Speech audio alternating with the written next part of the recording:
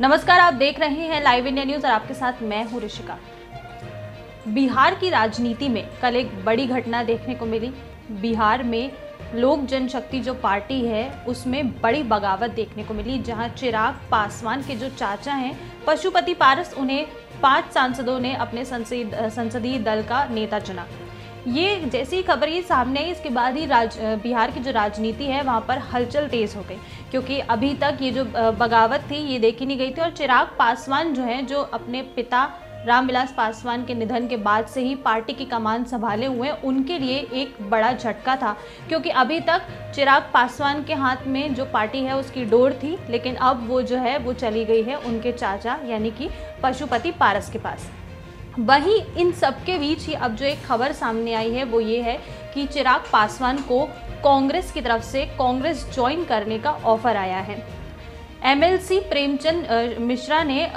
चिराग पासवान को ऑफर किया है कि वो आए और कांग्रेस पार्टी ज्वाइन कर ले। उन्होंने साफ तौर पर ये बयान देते हुए ऐसा कहा है कि चिराग पासवान के लिए हमेशा ही कांग्रेस के दरवाजे जो हैं वो खुले हुए हैं। वहीं दूसरी तरफ चिराग पासवान जो हैं अपने हाथ से ये जो पार्टी उनके हाथ से जो चली गई, या फिर ये कह लें कि जो विधायकों ने, सांसदों ने जो उनके खिलाफ जो आवाज़ उठाई है, बगावत की है, उसको लेकर काफ़ी परेशान है। वहीं दूसरी तरफ जो पशुपति पारस हैं, यानी कि चिराग पासवान के रिश्ते में जो चाचा लगते हैं और रामविलास पासवान के भाई हैं, उन्होंने चिराग पासवान को लेकर कहा है कि अभी उन्हें मतलब चिराग पासवान से किसी तरह की कोई परेशानी नहीं है और पार्टी अभी भी उन्हीं की है और उसके राष्ट्रीय अध्यक्ष जो हैं वो अभी भी चिराग पासवान ही हैं। आपको याद दिला दें कि जब बीते साल अक्टूबर के महीने में रामविलास पासवान का निधन हो गया था, उसके बाद से ही चिराग पासवान ने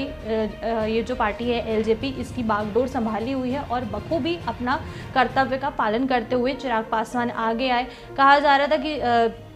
जो लोक जनशक्ति पार्टी है वो बिहार में किसी अन्य पार्टी के साथ गठबंधन करके जो है विधानसभा चुनाव लड़ेगी, लेकिन चुनावों में चिराग पासवान ने अलग ही फैसला लेते हुए जो पार्टी है अकेले ही उसने चुनाव लड़ा। जैसी उम्मीद थी चिराग पासवान को, वैसे परिणाम बिहार चुनावों में उन्हें नहीं मिले। कुछ सीटें उनकी झोली में ज़रूर गई, लेकिन इसके साथ ही जो चिराग का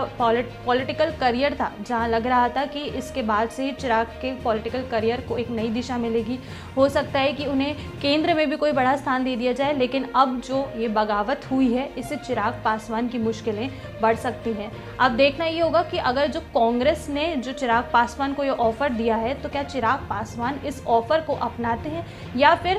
लोक जनशक्ति जो पार्टी है उसी का नेतृत्व करते रहेंगे। अंदर खानों की कुछ खबर है कि बताया जा रहा है, जिसमें सूत्रों के हवाले से ये खबर है कि जो चिराग पासवान के जो कुछ सांसद है, विधायक हैं, वो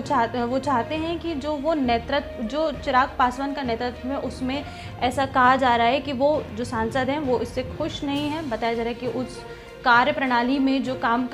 जो चिराग पासवान करवा रहे हैं उनके कई फैसले ऐसे होते हैं जिससे पार्टी के नेता हैं वो असंतुष्ट रहते हैं, नाराज़ रहते हैं, और अब शायद वो कहीं ना कहीं